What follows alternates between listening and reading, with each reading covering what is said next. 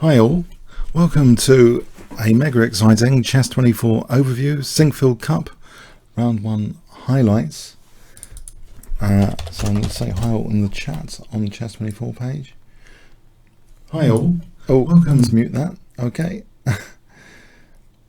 Okay, there's there's 5 games which I'm going to try and go over. 4 more detailed than the 5th, I must admit.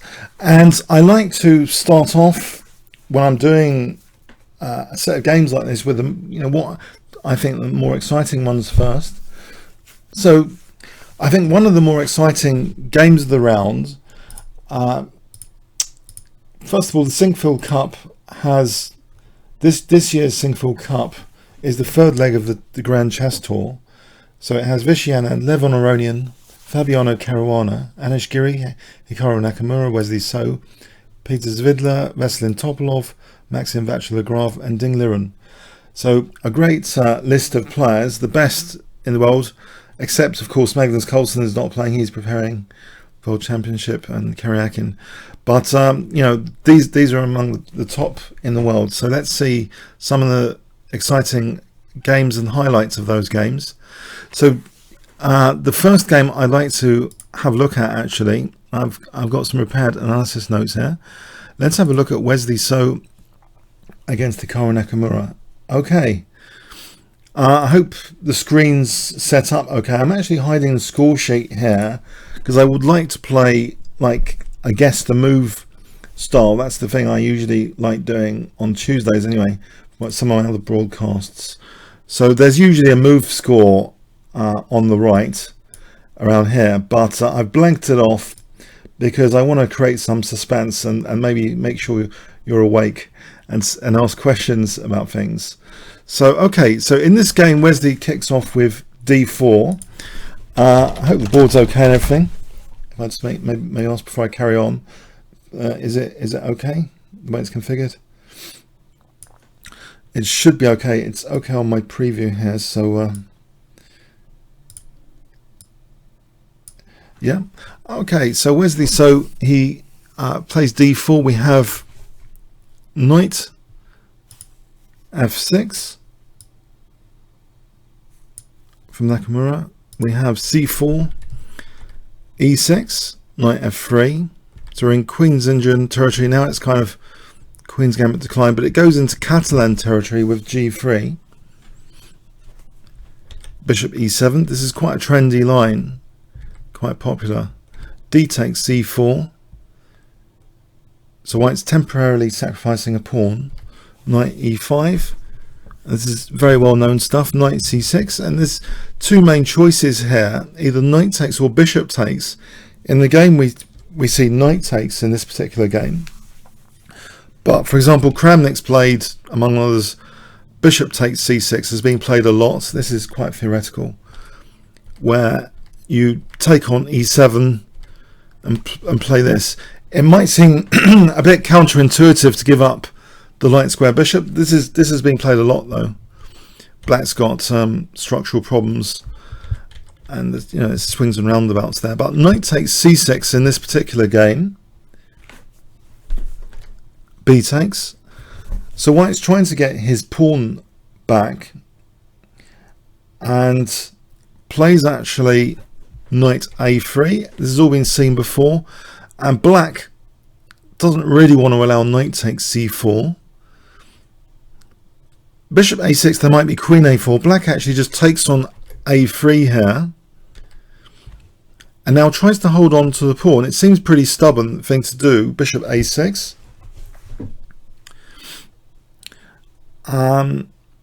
Knight d5 is also to be considered here. For example, queen a4, knight b6. We can take on c6. This is about equal, this position. That's another way of playing it. But bishop a6 is a bit rarer than knight d5, actually, in practice. Bishop a6. And is it a target? Well, this next move shows that Wesley So he's going to try and exploit that bishop on a6, that loose piece. So quite an interesting move here. Queen d2. So with the idea of queen a5, next. So trying to put some pressure on the queen side.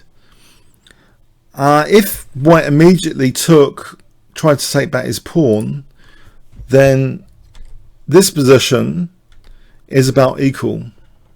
Okay, so white's not in a rush to get back the pawn. And so queen d2, very interesting move. Rook b8, and now queen a5. That's protected. And now a4, which means actually next is bishop a3, as well as controlling b5. It introduces bishop a3 in this position. And this could be very nasty for that rook. If it went to e8, then bishop takes c6 with tempo. And actually, you know, it starts to get a bit dangerous for that rook. We have rook d8, though immediately putting pressure on d4. And this is a really dynamic play now from Wesley So. And we've seen this even in Wesley So's blitz when he beat Kasparov crushingly in one game.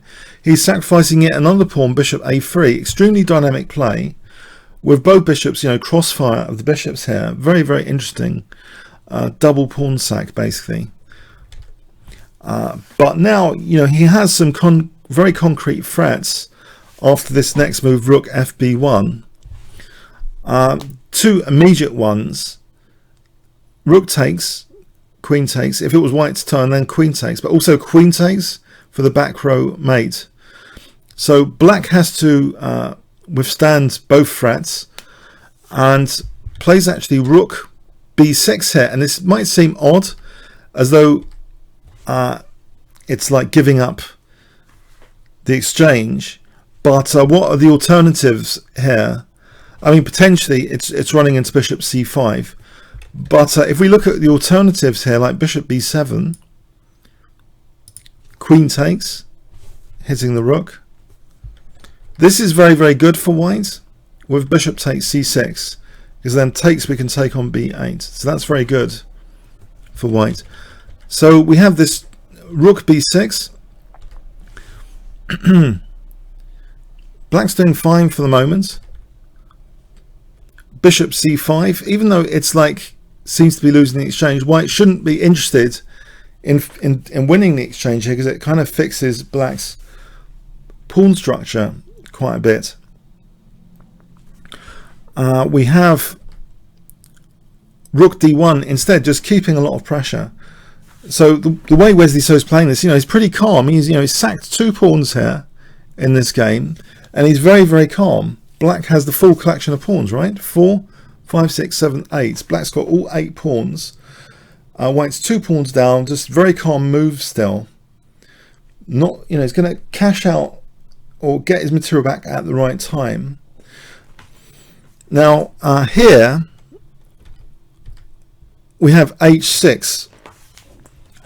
Now this might have been Nakamura not remembering. This is a very in-depth line, and it could have well been part of Nakamura's preparation. And yeah, there's the possibility that knight d5 might have been in Nakamura's preparation, which this should be fine according to Nakamura. This position here, knight d5, should be fine.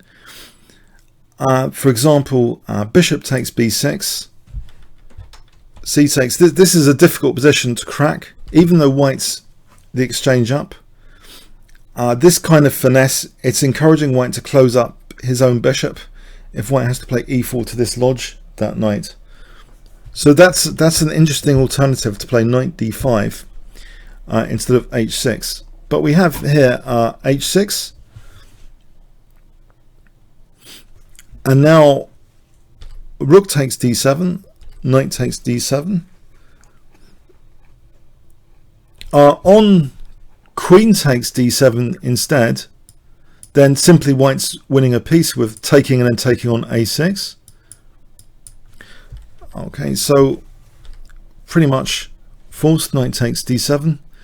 So white's winning the exchange now, cashing out a bit to get some material back. Queen d2, trying to keep authority on that d file. Oh, questions that Najdork, if white plays e4 after knight d5, I mean the idea is just to fix the pawn on e4 earlier. If you want to just, you know, knight d5, sorry, if we just go back to this position where h6 was played, on knight d5, I think one of the ideas, if you play e4, the knight can just return back actually and damage done, because you've committed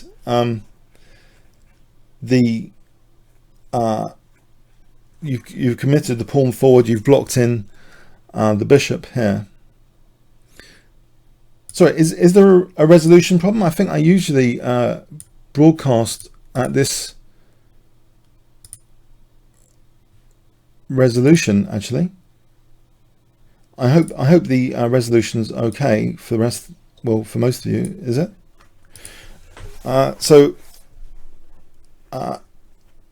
Okay, so that's interesting, that knight f that knight d5 possibility. Let's go back to the game. So we have in the game we had h6, sorry, rook d1, h6, rook takes, knight takes, so getting the exchange, so the exchange up, c5. Now rook d1, so it has that authority on the d file, so it's a difficult position to kind of assess actually. Should black be okay? I mean, I've often said about exchange sacrifices, if you can get one or two pawns, so you know, quite often a good exchange sac, the trend is often upwards and onwards from that. But here it's not so clear cut for black to grow any particular advantage, although it's for two pawns. There's quite a lot of compensation, it would seem, but that authority on the d file here is interesting. According to the engine here, white's, as you can see, white's slightly better. Actually, you can't see, sorry, do you want me to adjust the engine view or not? Would you like to see engine evaluation? Pardon me. I can move that up or not. Okay, now I can just tell you about it if you want. Okay, it's slightly better. White's supposedly slightly better here. Okay, so we have in this position king f1. The king is already preparing to come to the rescue if this pawn's dangerous. All right, you see it. That's good. Thanks. Sorry, you see it. Okay, king h7 was played. We have check, and it looks as though this is like an invitation for a draw. Actually, like this king h7 and then back. Anyway, black's acknowledging he's not going to be doing much in this position, but Wesley now ventures queen d8, so he's avoiding any repetition. We have the queen's off, and now c3. This is looking like a very dangerous pawn, but the king is stepping up to the rescue. Okay, bishop c4, and now king d1. The king's trying to get to that pawn rapidly. Now here, bishop takes a2 was played. There might be some other ideas in the position like a6 which are worth investigating, but bishop takes a2 was played. So we have king c2, bishop c4, e3, b5, white takes here, and it looks kind of scary, these three pawns. They could become two connected pass pawns. Rook a8, check, that's taken, e takes. Now here, if bishop had taken, then rook takes a6. This position here is not quite enough to hold, because white can actually rapidly get to the center with rook a5, tempting that pawn forward. And unfortunately for black, this looks very advantageous if the king can reach e5. Very beautiful blockade square. Okay, so let's see. We have e takes d5. Now this is a very, very interesting move indeed. a5. So with the move a5, it might actually be stronger than a takes b.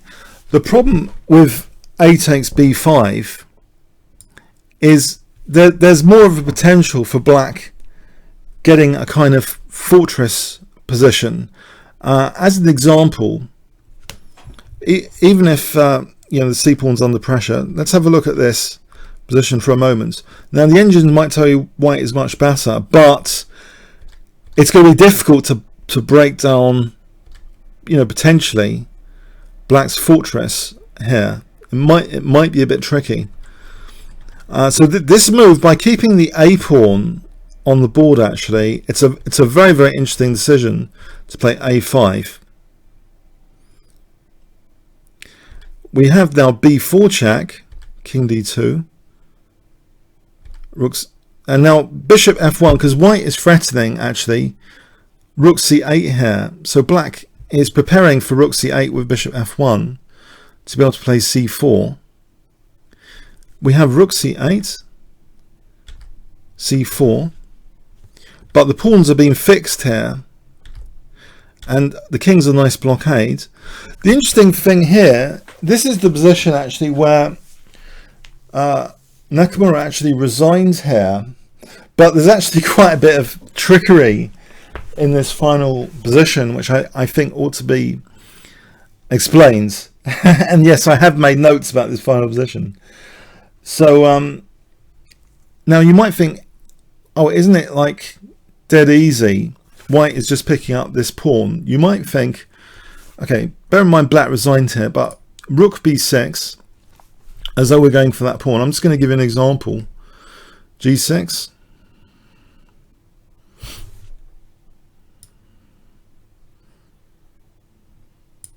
Actually, I'm going to show you the example the other way with rook a8. Say we're going for this pawn. Now say rook takes a6. Now here I'm going to see who's awake and ever. Okay, so this is past the final position of the game, but can you see what trick black to play? What trick has black got here? There's a resource for black in this position, which is very, very interesting. I'm not entirely sure if Nakamura would have bothered seeing all of this stuff. Or maybe he did. I mean, but this might not be the ideal way for white to try and win the position. I just want to show you why. So black to play here. What can you play with black in this position? If I give you 20 seconds, I think there might be a 20-second delay. Yeah, there's a trick here, and it's fascinating actually, because if we go here, takes c3 check, then that wins the rook. But if actually we pursue rook b6, then there's an interesting line here. Takes.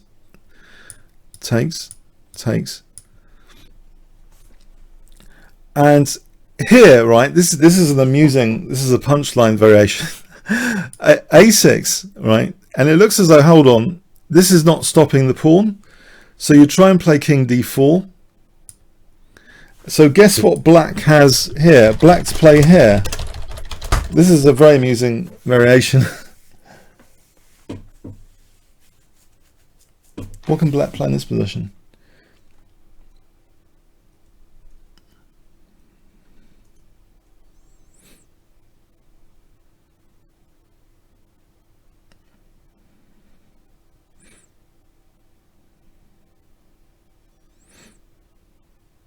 Yeah, c3. It's just amusing stuff, I thought, because then if king takes, we've got d4 check. This is actually this is actually tricky again, because if here, then we queen. I mean, black's going to be winning actually in this line.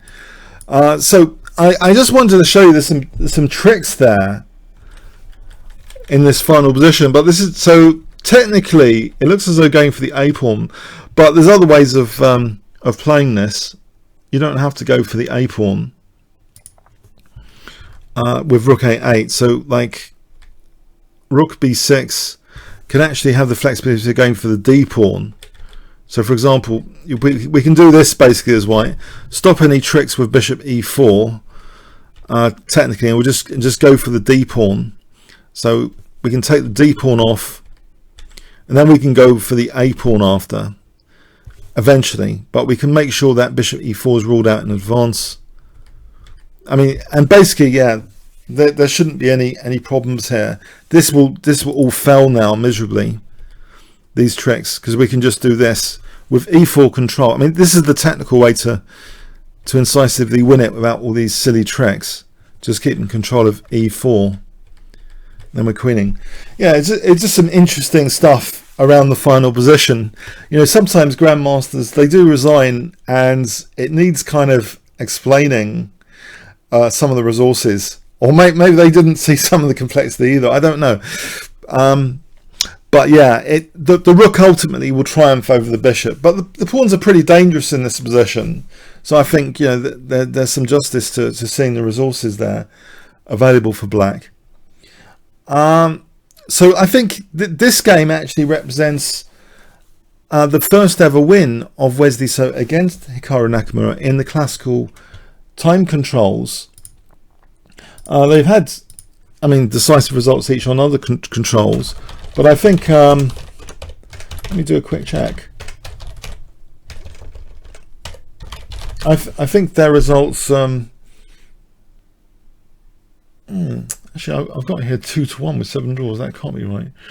Oh, okay, maybe that's not quite correct, but no, 2-1. Sorry, it's 2-1 now after this game in classical time controls to Nakamura, and they've had 7 draws. But that's in the classical. Okay, so that was an interesting game. I hope you found that a little bit interesting before we go on to another game. So, I mean, nutshell lessons for club players from this game. Catalan territory is very rich, fertile territory, less theoretically trodden, but nevertheless there are a lot of variations emerging which are becoming trendy. The exchange sack seems quite promising, and it's not totally easy with this particular game to pinpoint any major errors, but it seems as though Nakamura himself mentioned that instead of h6 knight d5 was actually his remembered he had actually prepared this stuff and he forgot his own preparation. Maybe it's becoming so deep that risk of forgetting your own preparation is increasing. Okay, let's go on to so a very interesting game. Now, another game which is interesting, I mean, they're all interesting. Let's go on to the Topalov against Svidler games. I'm ordering it actually by the decisive games first. So Peter Svidler, Chess24's own guy. So he is playing Topalov here as black. So let's have a look at this game. E4. E5. We have Roy Lopez, which Peter Svidler is a great expert on the black side of this. So this is all pretty standard Roy Lopez stuff so far. Now here, usually, theoretically, in this position, the most common move is actually knight bd2, it seems. For example, this is a common continuation to play like this. It's been seen in many, many games. You might think, so this game continuation, in one way, it seems to encourage black's dynamic play on the f-file. Although you're doubling the pawns, the double pawns here control a lot of squares, and also black's rook's active. So it's not as usual to play it like this with white. We have knight bd2, d5. There's an underlying issue though. Sometimes this e6 pawn might be a problem in the future. c3. We have bishop d6, d4, putting a lot of pressure on the center. That central tension is really building up now. And we see now that a lot of the tension's resolved, and it looks as though white's getting an isolated queen's pawn, but look, black's got a backward e pawn, so they've both got structural issues here. But it seems overall that the bishop takes e6 is work, you know, at least it's a decent position. It looks a very decent position for white. Peters Vidler plays a forcing move, bishop b4. So we have bishop d2. Knight takes e4. Knight takes e4. If I mean, bishop takes d2 is actually quite comfortable for white, because the e6 pawn might be more significant as a weakness than the d4 pawn. If we look at this position here, it looks as though this is easier to target here. I've got this variation to show you, which is a bit dynamic. As an example, we can target not just e6 but the fragmented, because there's only two pawns there. Black's king is sometimes a bit weaker. Got some crazy line to show you. Rook take. This is just a dynamic line. But yeah, I mean, the position here after bishop takes d2 is more comfortable for white. So we have, in fact, knight takes e4, rook takes e4, queen d5, bishop takes b4. So it's hitting the rook. This is possible because it's hitting the rook. Bishop takes f8. And it's in balance here, basically. It's about equal. This is absolutely about equal at move 22. Nothing really dreadful has happened so far. No one's made any major errors so far. We have h6, queen d2, rook b8. By the way, if you're vaguely interested in the possibility of sacking the exchange, it doesn't work at all well here. This position doesn't work at all well. There's no compensation at all, by the way, as you might expect, because of queen c3. Just that's the end of that. So there's, unfortunately, there's no way of black using the f file. So we have rook b8, tries to use the b file instead. Queen e3, queen d5, h3. Now here, yeah, this at move 25. This is very unfortunate what happens in this position. Black, as you can see from evaluation, it should be about equal, yeah. When it's less than half the pawn, less than 0.5, it's no big deal, basically. So it seems black should be okay with various moves, actually. Like rook b3 should be okay, but he actually played rook b4. And unfortunately, there is a kind of looseness about the c6 knight. You'll notice that there's no pawns holding the c6 knight. It's a piece only protected by the queen. Can you see why this would be a problem? Well, actually, it's difficult to ask this. I'm just going to show you.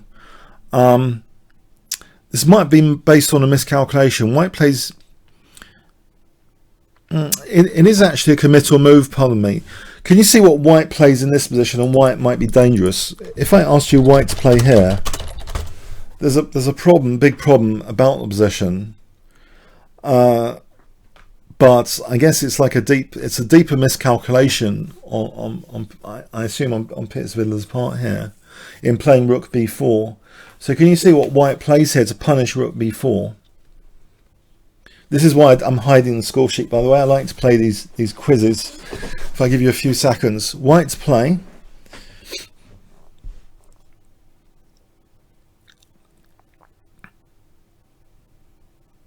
Yeah. Now, it's not as obviously winning as you might think. Okay. Any more takers? Any more takers? Now, I'm hoping you don't see it's obviously winning. Well, so I'll give you 100 points for that, but 200 points, no, 500 points if you see the deeper continuation here. The deeper continuation is that black perhaps was relying on a cheeky resource, knight takes d4. Yeah, knight takes d4. So now that if knight takes d4, black will be doing great, yeah? And the point is, if queen takes, this is the game continuation, Knight e2 check is picking up the rook. There's a sting, a bit of a sting in the tail, to be honest, though, which was missed here, because here after king h1, in fact, the game ended here. There's a very bad sting in the tail. I think it was Fisher's Memorable Games book had something about sting at the end of the tail. So the tail end of this little combination by black for rook b4 is faltering. Can you see why after knight takes c1, why there's a big problem for black in this position? Oh, I think I need to hide the engine view. Don't look at the engine view.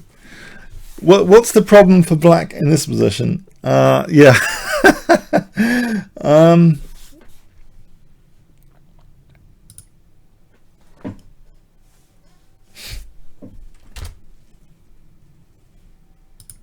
Can you see a bit of a problem for black?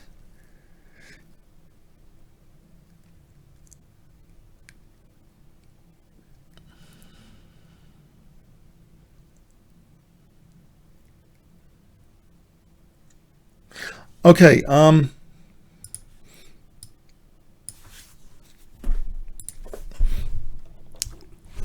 okay, the problem is check, and this knight's a loose piece, and it doesn't matter if the king goes to f7 or h7. Actually, if it goes to f7, then we take on c7, it's check, and we've just forked these guys. Yeah, I'm going to use arrows. And if we go to h7, then queen b1 check. Yeah, and unfortunately, yeah, danger. We're kind of forking again. So this knight is just a terrible loose piece as part of this combination by black.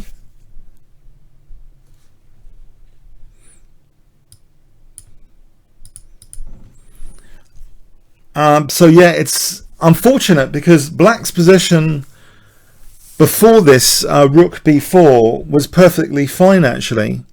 If we just roll back, rewind, black's position here was fine. I mean, queen d5 was also a great principal move, sitting on the isolated queen's pawn. It looks as though black's got a very comfortable position. I mean, it seems like a move like rook b3 is a forcing move as well, reducing white's possibilities. And then we can just go comfortably for that a pawn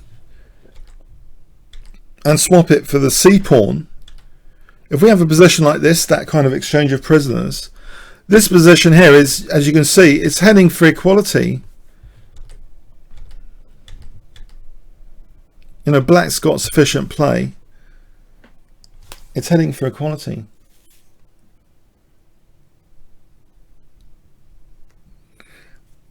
Yeah, it's unfortunate. Yeah, it's just, yeah, but it just shows you, you know, even in super grandmaster games, loose pieces rear their horrible head. You know, if there's a loose piece in the position, even if it's at the tail end of what they thought was quite a good combination, it can just really backfire your entire position to leave a loose piece around. So unfortunately, rook b4, though it's like tempting, this it's like seemingly going into a trap that black has set in a way, you know, for knight takes d4, but it's black, it just backfires on, because this knight is, I don't know, the checks, they add the magic to chess, but the knight's dropping off. There's an expression, I think, you know, like loose pieces tend to drop off. Well, there's many expressions around loose pieces dropping off, so it's important to bear that in mind for our own games. When you see a loose piece, you know, often there's going to be double attacks to try and win that. Okay, so yeah, that game's a bit marred. I mean, it's curious, the game also, you know, it's like encouraging a bit of dynamic play from black with that early bishop takes e6. So interesting. I hope you found some interest in that game. Okay, let's go on to a really mega complex game now. Not Mikhail Botvinnik, David Bronstein. That's for my earlier analysis. That was played some time ago. No, Anish Giri against Maxim vachier-lagrave, who's the highest rated player in the tournament at 2819. He's been really making rating increases recently. So Anish Giri playing white. This is a really fun game, even though, okay, it's a really fun game. Okay, so a Sicilian defence. You see, that makes it fun, the Sicilian defence. We have even an open Sicilian. So Maxim vachier-lagrave is playing the Sicilian Najdorf. This is a very topical line. F3, E5, a fun line. And we have here opposite side castling, very theoretically trodden so far. Now here again, this is an unusual, slightly unusual move now, as far as opening theory and general play is concerned. Most games in this position, it's a very well trodden position. Most games have knight e2 here, and believe it or not, there's hundreds of games. Even if I take this a bit further, believe it or not, there's hundreds of games which follow this. F4. This is a very, very sharp line, which many players know off by heart. And there's hundreds of games, even from this as this kind of start position, believe it or not. Yeah, we're in one of the long roads and very well trodden roads of the Sicilian Najdorf here. But so this is why I just wanted to emphasize in this position, much rarer is what was played in this game here. White actually played, Anish Giri actually played G takes F6. So we have a less beaten path, but still interesting for white, because knight A5 is almost forcibly getting the dark squared bishop, because knight C6 will fork queen and bishop, and that's check here. So it's difficult to do something about that here. In fact, that's the point of white's play, to get knight C6 in. So he plays it here, even though it's like a self-pin, but the point is it's attacking the queen as well. So we have knight takes E7 check. So grabbing that dark square bishop, white's got the bishop here, and sits now with pressure on the queen side. So it's a very different way of playing from the normal, like, trendy line.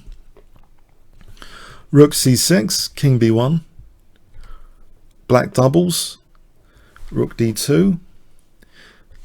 Now Maxim vachier-lagrave knows the play on the king side as well. Knight H5, trying to entrench his knight on F4. And it looks unusual. This is a very unusual, it looks, you might not think of this sort of stuff on the king side, but he's putting some pressure there and using that F4 square. Bishop D1. And then he's trying to get another angle to white's king. This angle, this diagonal, he's trying to get some pressure on this diagonal with this next move F5 to put more pressure to bear on C2. We have E takes, bishop takes, A5, sorry, King A1 after much thought. Yeah, this is a deep think here after King A1, and this is a really evil trap, which the casual viewer might not realize what on earth is going on here with this move King A1, and so I'm hoping to shed some light on this. King A1, it looks as though, hold on, this is after some serial thinking. There's an evil trap. Yes, they do set evil traps for each other, even these super grandmasters. If bishop takes A2, sorry, if bishop takes C2, best for white is actually rook takes C2 to force the issue of apparently losing material, right?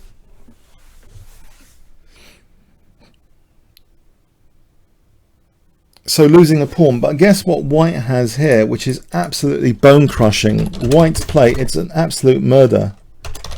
White's playing crush. White's playing Kingscrusher, and white's playing crush. I'll give you 20 seconds here. What would you play in this position?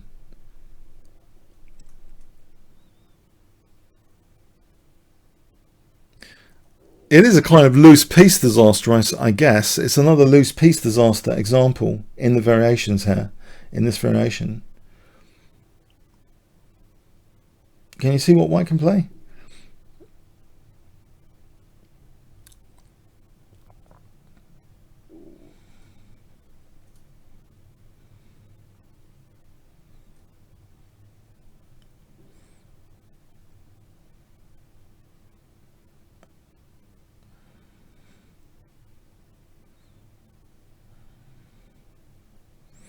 This is a real killer move, Queen A4, yeah? Queen A4. It's a double attack, threatening mate, yeah? And the rook, yeah? Okay, so if the rook retreats, then that's still a loose piece. So we have here, we have Queen D7, double attack now on here and here, and that's just winning. That's just totally winning. So that's absolutely brutal, yeah. The rook's been protected by the bishop. There's no defense here. So it's a brutal trap, but black sidesteps that with d5. This gives white a chance, though, now that that pawn is no longer pinned, to move to c3, holding things together, keeping black centre in check. And also now d5 is actually vulnerable to bishop takes and taking on d5. So it's almost as if black's centre is about to collapse. Rook g6, rook takes g6, and lo and behold, bishop takes f4 to win d5. And white is better. White's doing very well now because the centre is collapsing. Queen takes d5 check. Bishop b3. So white is better. But the tactics here are amazing now. I mean, seriously amazing in this position. Although white's much better, white's got to be extremely careful, it seems.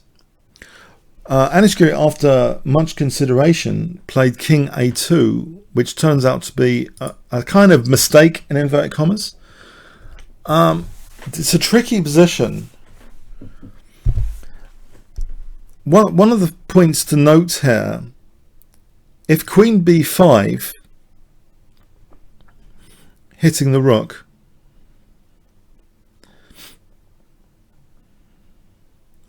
the rook doesn't have to move. In fact, bishop e6 is possible. Because, you know, this rook's attacked. So say takes this position. White's okay, yeah? White's going to be okay. But rook e7, rook d1,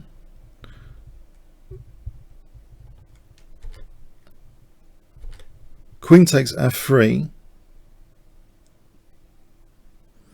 Now, this was actually considered. This line was considered. That's why I'm showing you it. So queen b8. So this was actually considered, believe it or not, by Anish Giri. Because what he's trying to do here, I mean, in his mind's eye, was trying to mate the black king, you know, with rook d8 and rook h8, and also queen g8, queen h8, rook g8. Okay, so there's mating threats against the black king in this position. Yeah, because if the king's like driven over here, yeah, then we have a lot of checks. I've got to show you this. I've just got to show you this line. This is a shock horror to it because it looks as though also this is mating with rook h8. Check. Bishop d1.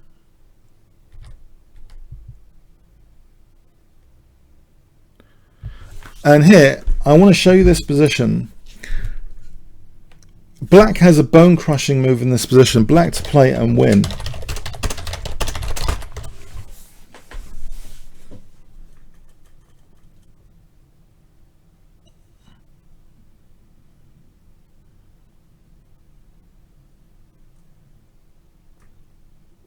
Can you see?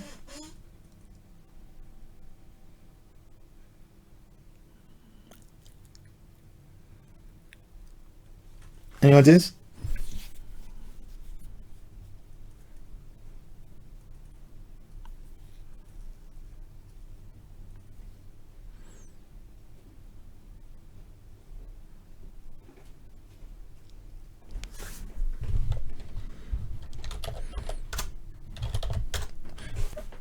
Rook e8.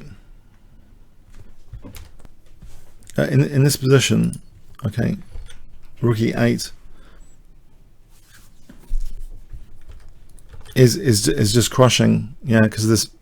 Look at the bishop and queen coordinating this line. Yeah, but here let's just go back. So this is really quite a tricky position to analyze, yeah, which is why probably king a2 was played. It's very, very tricky. And yeah, for rook e7, this makes it really tricky, as though black's kind of neglecting his first rank, and even if white sacks that pawn, it's just not easy.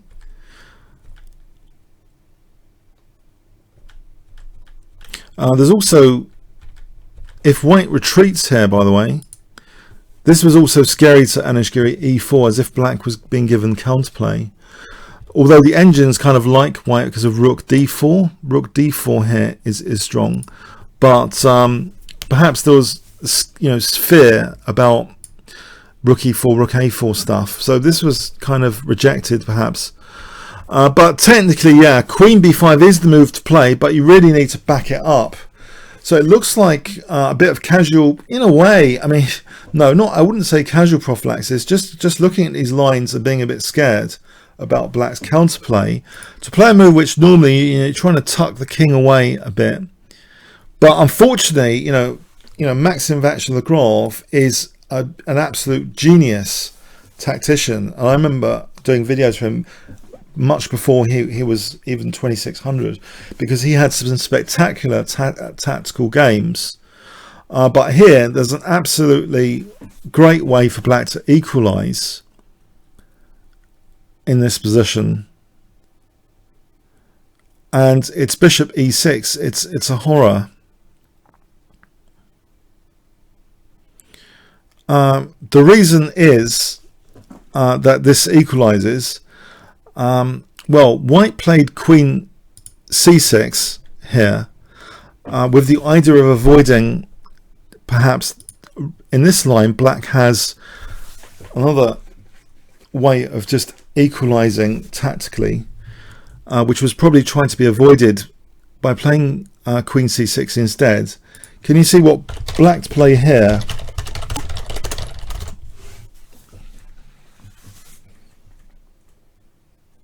Sorry, question. Bishop e6 instead of rook e8. Okay, I'll get back to that in a minute.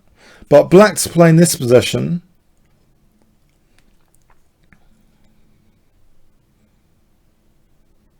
Can you see what black can do, which just equalizes? And this was seen by Anishgiri, actually.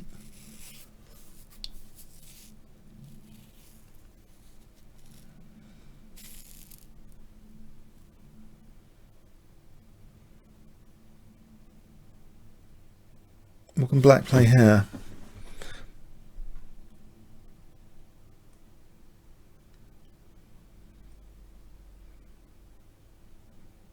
Any ideas?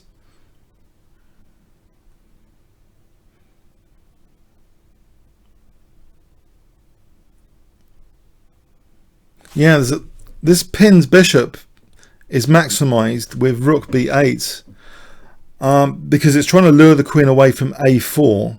So if we take on b8, we can now take on a4, and this position here is equal because black will be getting checks in the post. Perpetual check draw. So Giri's move, you know, king a2, yeah, it seems this bishop e6 has got a lot of punch to it. So he ended up playing, to avoid rook b8, he ended up playing queen c6 to avoid rook b8, it seems. But now bishop takes, check, and unfortunately there's another mega tactic. The thing is here, the rook's attacked. They're both attacking each other's rooks, by the way. It is a pretty tense position tactically to look at. Yeah, they're both attacking each other's rooks. But remember, this is with check. So let's go back here. We have this check now. Instead of moving the rook, we have the check. And now black to play just forces a perpetual check in this position with rook takes b2, just getting the rook on d2. And this is now equal. This territory is equal. And Maxim vachier-lagrave, MVL for short, forces a draw by perpetual check. Yeah. I don't think the king can... Well, the king could venture out. It's just no point. It's equal the position now. So it seemed in this game at one point, one critical moment, I'll take you back to the critical moment. It seems as though before this king a2 can be labelled in inverted commas as a mistake in the modern age of engines and checking. But in fact, you know, technically queen b5.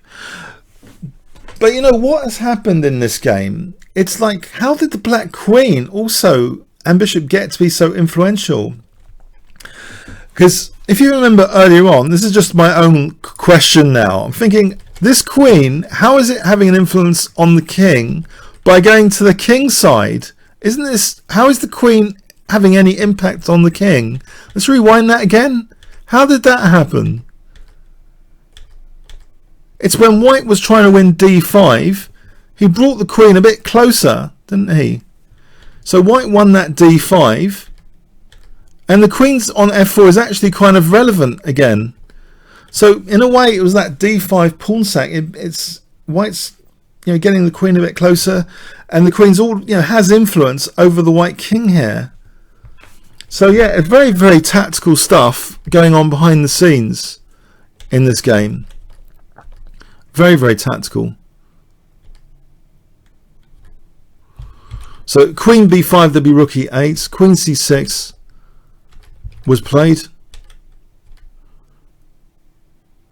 And black doesn't want to just take here. Black wanted to just win a pawn actually with this, because that rook takes b2, so he's winning a pawn and he's winning the h2 pawn as well. So he's just fully equalized. Incredible tactics.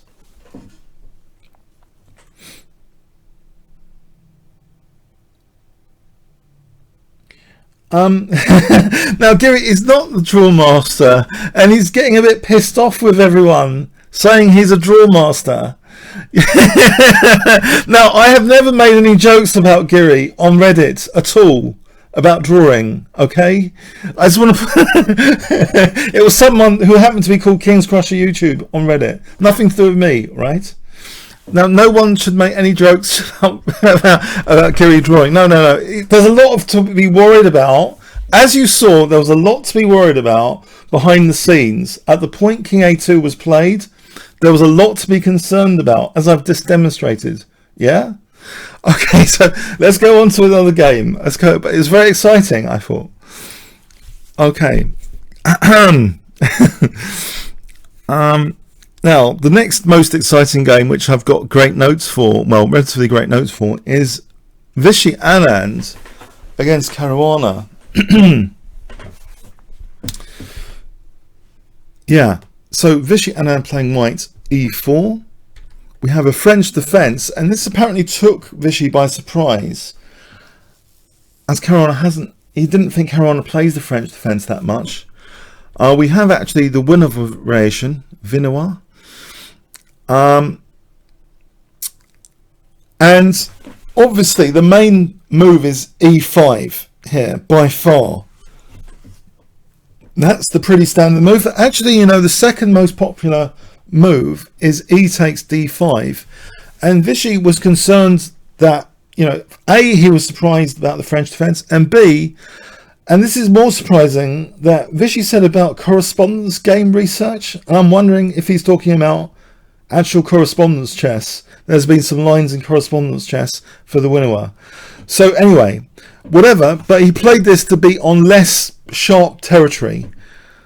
So E takes D5. Looks a little bit of a chicken move. I guess we can describe it as a bit of a chicken move rather than E5 in simple terms. But yeah, he wanted to avoid any sharp preparation. Okay, so we have E takes D5, Bishop D3.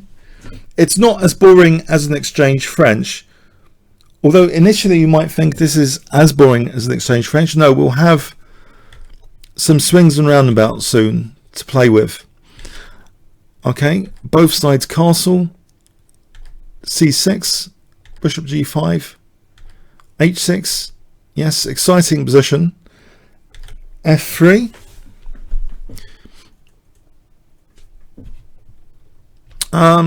Yeah, so F3. Let's carry on. Knight B7, Queen D2, Knight F8, Rook A E1.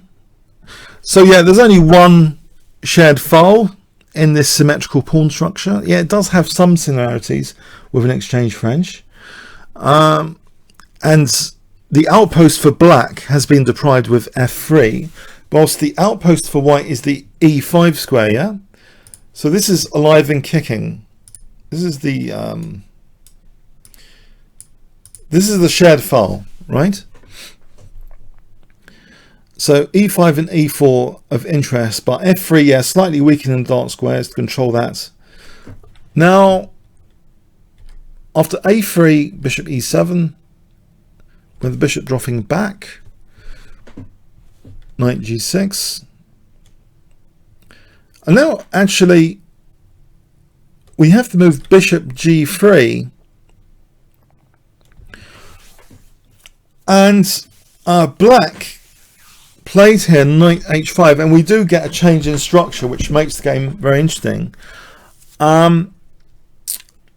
Bishop G3 was a little bit of a surprise, apparently, to Caruana.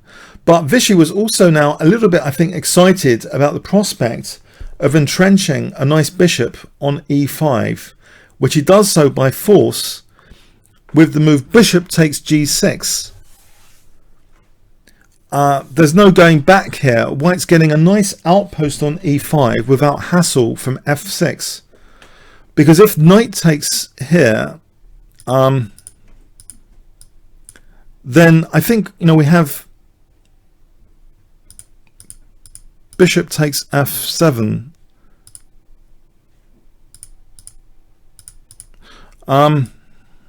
Okay, let's go back there. Pardon me. We have Bishop F7. So anyway, F takes G. We get, by force, a great outpost on E5. So it's not going to be challenged with F6 anytime soon. So is this bishop a great piece, or is it somehow dislocated from White's position? We have Bishop H4. Rook D1 was played here. Interestingly, Vichy was considering also the far more sophisticated Rook D1 in this position. Rook B1 for some time. It has some perks to it.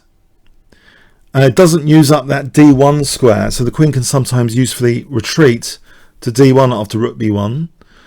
And it would have also supported sometimes B4, maybe even B5. So it's interesting to consider that here, Rook B1. But here Rook D1 was played. And we have Bishop G5. And one downside, I mean, already you can see from the use of D1, is that if White doesn't play F4 now, if White plays Queen D3, you see that D1 square, it's being used up here. What can Black play in this position, which is embarrassing? Black to play here. What would you play in this position with Black? If I give you a few seconds.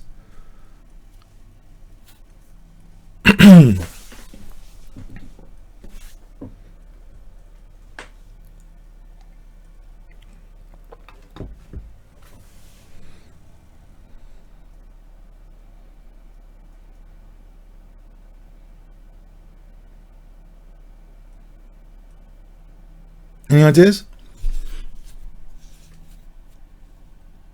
Yeah, just bishop f5. It just traps the queen. Bishop f5, queen's trapped. Yeah, so that's why I think, you know, rook b1 would have been interesting not to use up the d1 square. But anyway, f4 is now okay. It's not too bad for white, even if white's forced, because that bishop is pretty menacing, an overlord of the position, looking in both directions, central, overarching. Okay, so bishop e6, and I think Caruana was a bit nervous at this point. Things like even g4, he was not that convinced by his play. I think he was concerned here. We have king h2, knight f6, knight c1, and now white is pursuing a grip on dart squares.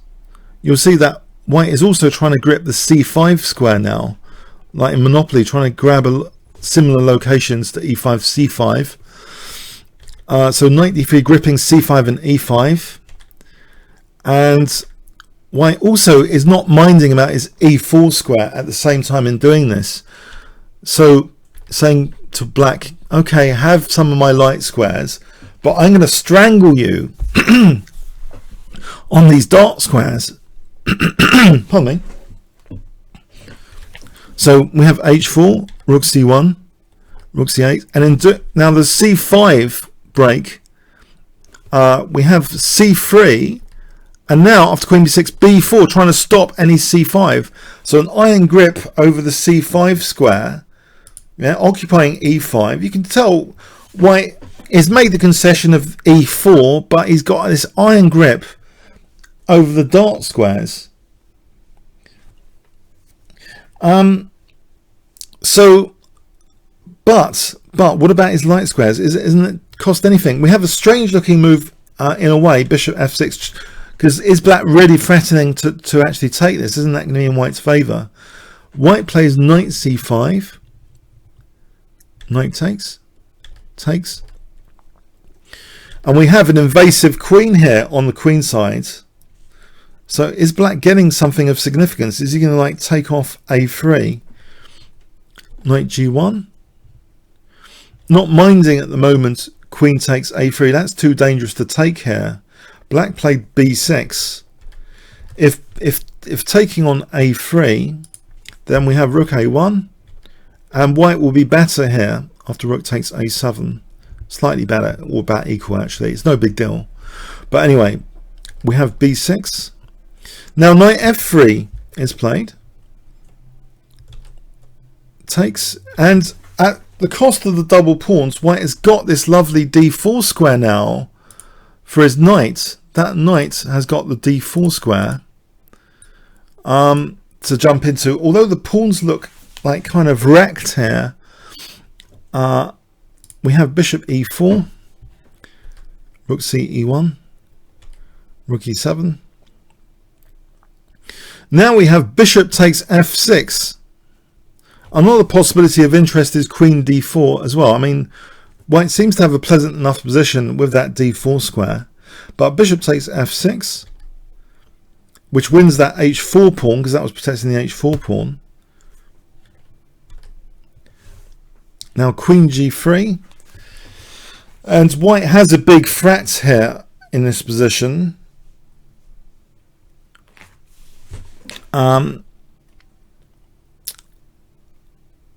Which is, well, the immediate one is knight takes g6, but there's also rook takes e4 for queen g6. So black tries to address both with rook g7. That's one of the better moves here, one of the best moves.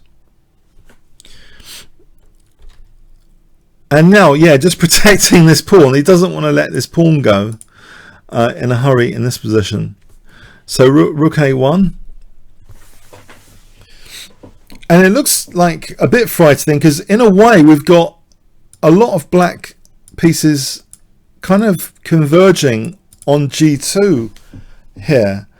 And so black's move, if you look at this, seems quite logical to blast away to g2 with the move g5. But Vichy just takes that. Remember, the knight's holding g2 though, yeah? So it's not immediately fatal. He took with the rook. If black takes with the pawn, here actually there's a very, very nice idea for white to stay in the game. It's quite a deep idea, but it's the only idea to stay in the game. White to play here. What would you play in this position? If I give you a few seconds to look at this.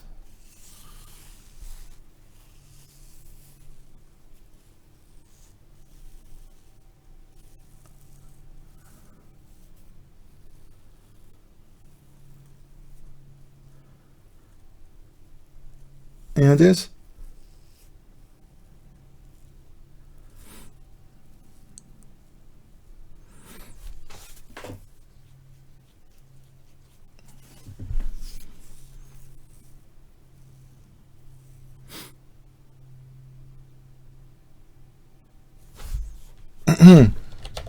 Any? Okay, here, okay, white can stay in the game with knight takes knight f5. So we have a line like this where white should be okay by perpetual check. Even if he loses that rook, he's going to get a perpetual check. The king is too exposed. I mean, this is an important variation, because if knight f3 here, then black's just going to be better. With queen takes c3, black's going to be better. So anyway, so rook takes g5 was played. Here, rook takes g5, and Caruana, he takes on c3, but now queen takes f6, and queen f7 is now threatened. We have check, and it looks dangerous for the white king initially, but king g1, not not king h1, because this is just crushing. Queen takes h3, for example, is crushing. That's end of game. Or just bishop takes g2 is end of game with queen g1 checkmate. So yes, only move king g1, but this is enough. The knight's holding up things because white's threatening queen f7, and because of this threat of queen f7, among other things, Caruana now, he's close to bailing out. He plays rook g7 for the moment, as though he might be playing for a win. He plays rook g7.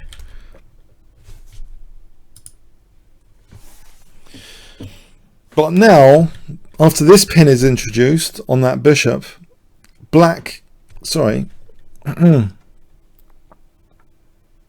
he doesn't play. He plays king g1. No.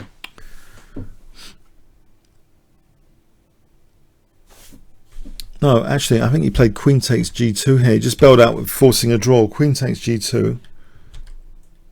Check. And it's perpetual check draw here. King g1. It's just a perpetual check draw.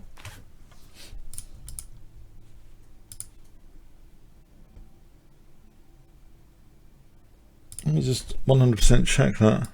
Rook g7 wasn't played, but we can have a quick look at rook g7. Yeah, I don't think rook g7 was played. Let's make sanity check.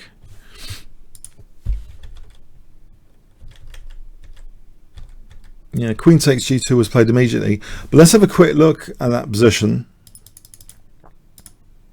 If black tried to play on here with, after king g1, if black played rook g7, pardon me, let's get this, rook g7 line. So that defends f7. Let's go into this line. This is still equal. This kind of thing can be equal. Just perpetual check there instead.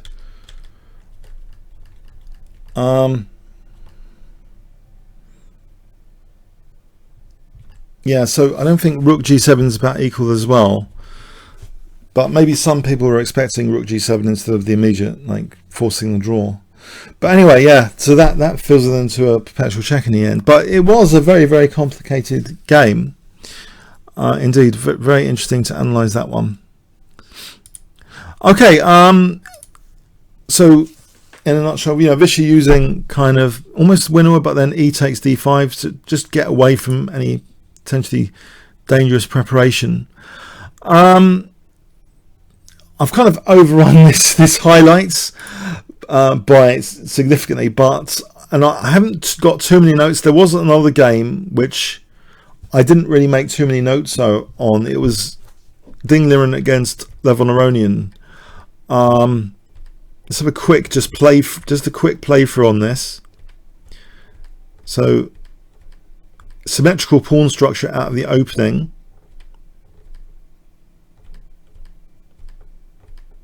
And yeah, it wasn't like mega exciting, I would say, so far, because the symmetrical pawn structure kind of stabilizes the position significantly, and in fact a lot of pieces just came off soon, even more. It wasn't the most exciting game of the round in my view, and we have now, after knight takes, this perpetual check coming up. Queen takes e4 with an idea of queen a8 and queen h1. So hitting the knight. Yeah, my highlights show has run more than double time, by the way, because I just liked analysing these games. I hope you don't mind. So yeah, but here we just get a quick perpetual check. It was actually, to my horror, I realised I hadn't analysed this game, but then I realised it was kind of a quickish draw, so I didn't feel that guilty, but it was too late anyway. So anyway, I hope you got a good overview of at least 4 of the key games of the round, which I think the juicy ones came first, I hope, and you got something out of this. Okay, comments, questions, likes, all appreciated on my YouTube channel, where I'll be putting this video, as well as the Chess24 YouTube channel. So it's all appreciated. I hope you got something out of this and you thought, some decent analysis here. Okay, so thanks for coming. Okay, and I'm having, by the way, a banter blitz, so that should be a lot of fun tomorrow at 12, the same time actually as this one, 12:30 p.m. tomorrow. So that's during the day, 12:30 p.m. same time as this one tomorrow. So if you want to come and try and crush me in the Kingscrusher, that's tomorrow. Okay, hope you got something from it. See you later. Thanks for coming.